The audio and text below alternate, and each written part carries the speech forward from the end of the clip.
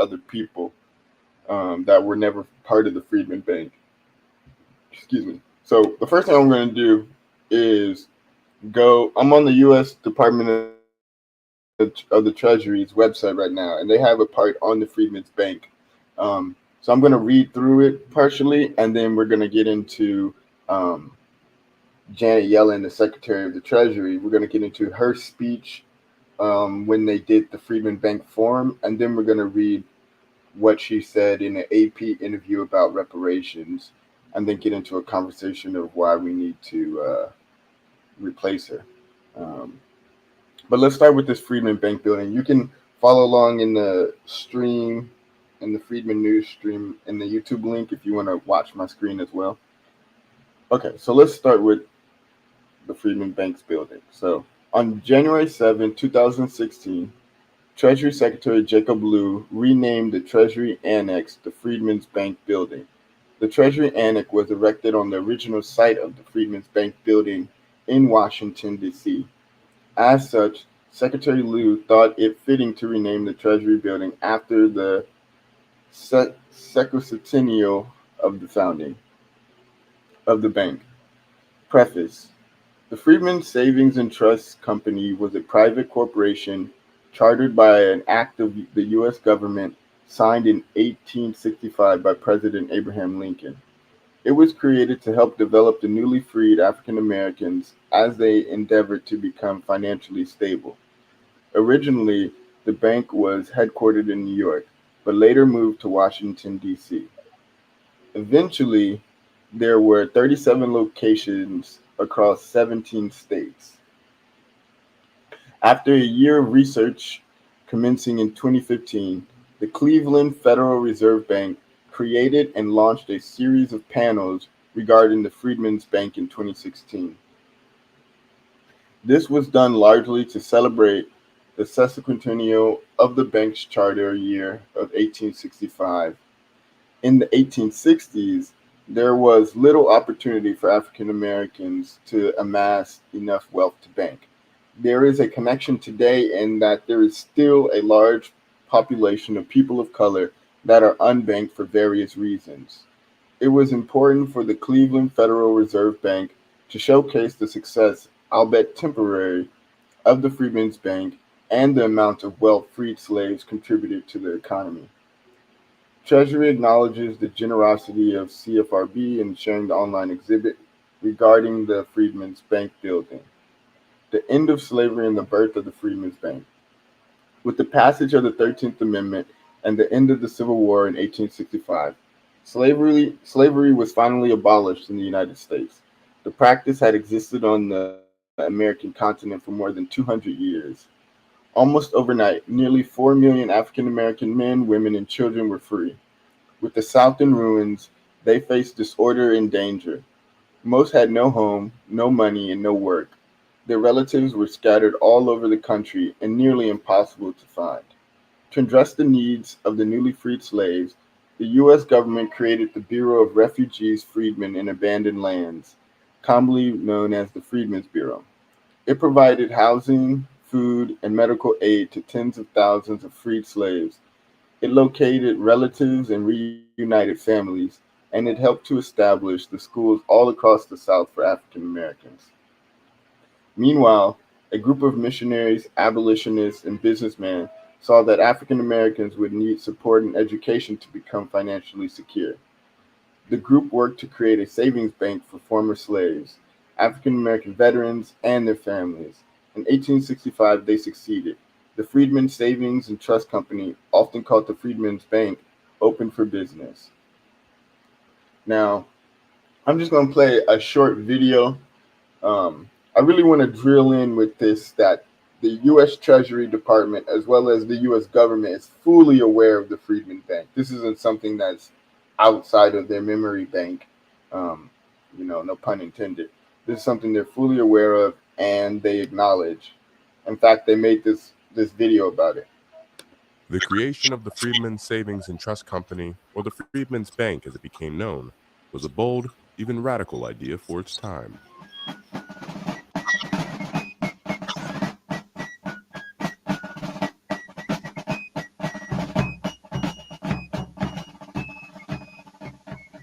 With the end of the Civil War in sight, a group of white Northern abolitionists, philanthropists, and business leaders met in New York in January 1865 to explore the formation of a permanent bank to help African American Civil War soldiers and the African American community. Having wages for the first time in their lives, newly emancipated men and women needed a safe place to deposit their earnings. On February 13, 1865, a bill to incorporate the Freedmen's Savings and Trust Company was brought before Congress. Just 3 weeks later, President Abraham Lincoln signed the bill into law. The bank was crucial to help create opportunity for African Americans to build assets. It created a sense of protection for their money and welcomed them into the financial mainstream. Freedmen's Bank was a symbol of a stronger economic future for emancipated men and women at a key turning point in American history. 37 branch offices in 17 states and the Columbia were opened. In 1870, the bank's headquarters moved from New York to Washington, D.C. to the southeast corner of Lafayette Square, across the street from the White House and the Treasury Building. Most bank depositors were primarily low-wage earners, laborers, cooks, janitors, nurses, porters, seamstresses, and soldiers. But African American churches, businesses, schools, and other organizations also put their money in the bank. In addition, depositors included individuals who had been free long before emancipation, such as physicians from Freedmen's Hospital, now Howard University Hospital, professors at Howard University, attorneys, and notables like Frederick Douglass, Captain O.S.B. Wall, and many others. It is estimated that over the 9-year life of the bank, approximately 100,000 individuals and institutions opened accounts with bank deposits totaling more than $57 million. That is equivalent to $115 billion today, based on its relative share of gross domestic product.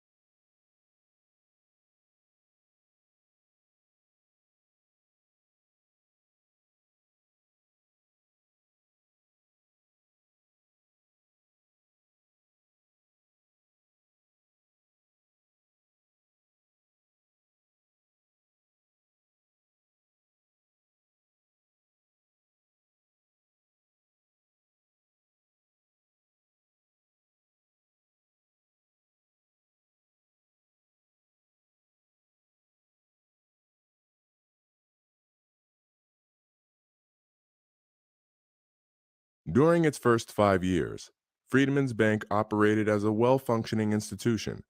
However, an amendment to the bank's charter led to risky asset investments. This, along with the lack of proper oversight, led to fraud, mismanagement, and abuse. In 1873, the United States experienced the financial panic, and Freedmen's Bank was not exempt from its impacts. Lack of confidence by the depositors led to runs on a bank that was already weakened. In 1874, Frederick Douglass was recruited to serve as the bank's president.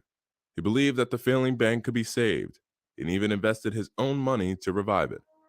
But these efforts came too late. Freedmen's Bank closed its doors on the 29th of June, 1874. When it failed, depositors lost their savings. About half eventually received some of their money back. Others received nothing. It was a bitter conclusion to such a promising venture. The Freedmen's Bank building was sold and demolished in 1899, and in 1919, a new building that became the Treasury Annex was erected on the site. Despite its unfortunate end, the Freedmen's Bank embodied the hopes for equality and inclusion in America's economic mainstream. Its legacy must be our continued quest for inclusive prosperity for every American.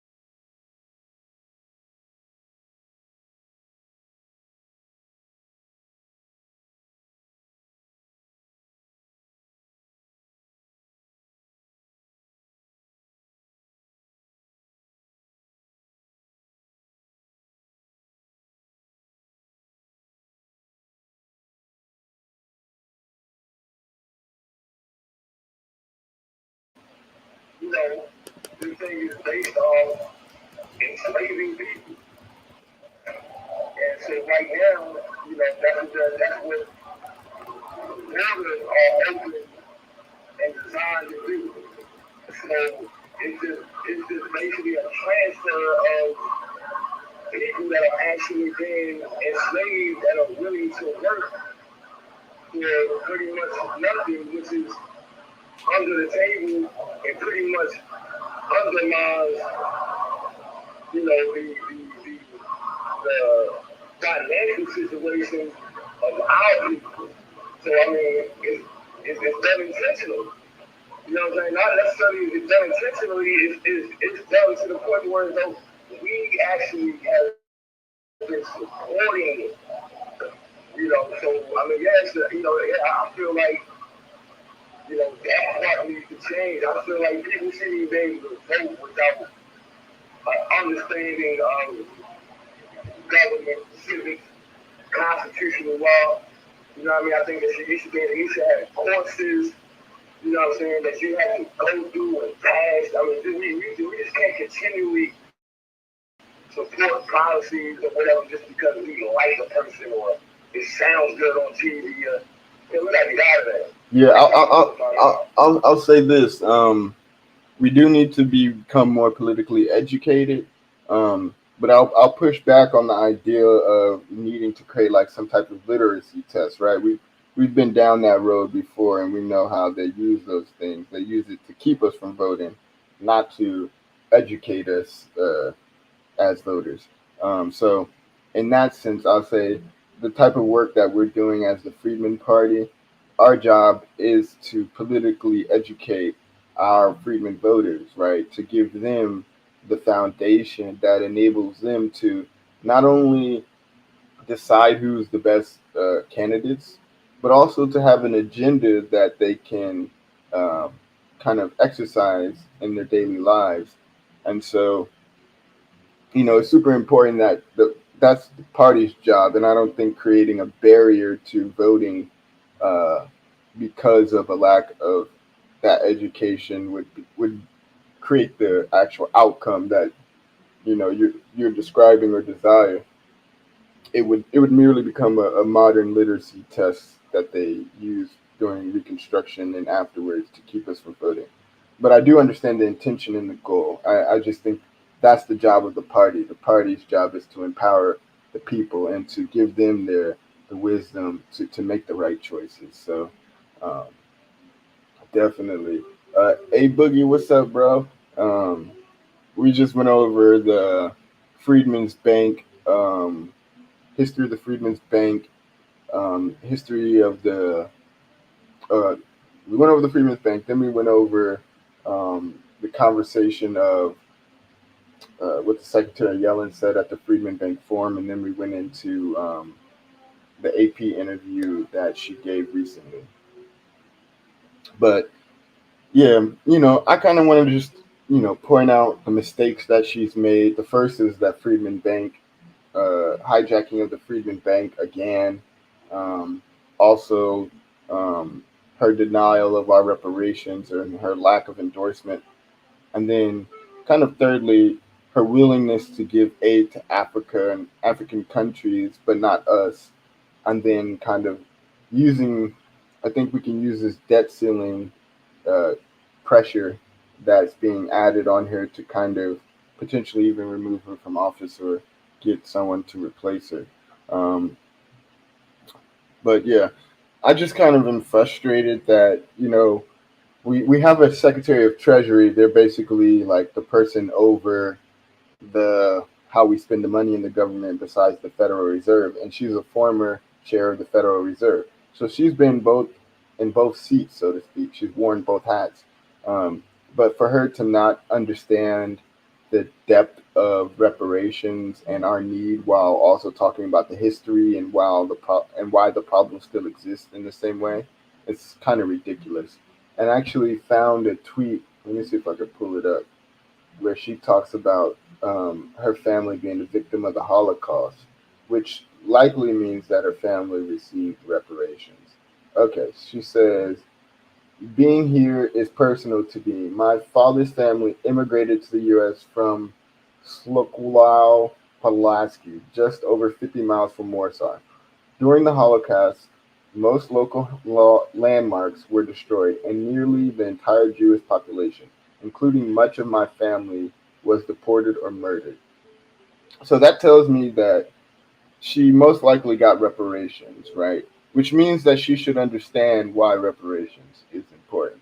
So her ability to be so two-faced in the midst of introducing the Freedmen's Bank Forum, um, and then her two-facedness in rejecting reparations but giving aid to African countries whose you know citizens ancestors sold us into slavery. Um, I find extremely ironic and distasteful. So, um, I just wanted to stir the pot and get this conversation, going in terms of us thinking about who are in these high positions, and either how do we remove them or how do we get other people to replace them, and what do we do when they do things that we don't like and are against our best interests. So that's kind of what I wanted to talk about today. Hey Boogie, I know you got in here a little bit late, but any thoughts on anything I said so far? I know we were talking about it a little bit over in the back channel.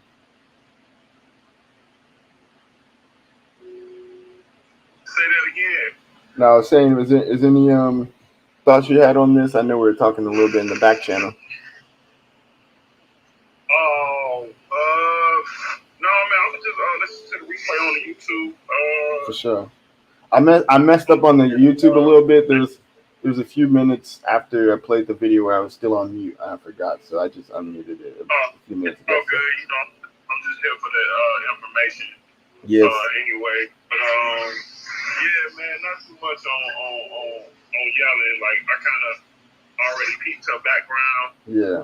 You kind of already knew what it was, but I don't really got too much to that. I'm just listening to the replay, and you know what I'm saying, just get the information that I need from it. But thanks for holding the space there. Yeah, definitely. I didn't want to drag it on too much longer, but Label, did you want to add anything else before we start wrapping up? Yeah, I want to ask you, do you have any numbers on Oklahoma? What do you mean in terms of numbers? As far as are you doing any work with anyone in the Oklahoma area as far as the Cleveland party is concerned? So we do have party members in Oklahoma. I could definitely try connecting you with some of them. You should also consider joining the party. Go to freedman.party and get signed up. But basically, we definitely can connect you to people in your area in Oklahoma if you're interested. And like I say, if you join the party, you'll get connected to other people in the party. So you'll start to figure out who's who and who's where. But yeah, I think we shared last time there's going to be that tribal freedmen meeting coming up. No, that was this past Saturday. Oh, that just passed? Yeah, that was just past Saturday. Okay, my bad. But yeah, I think last time we were in the meeting, last time we were in the space, it was coming up. But yeah, so like that was supposed to be like a local event where at least some freedmen will be. They're gonna be.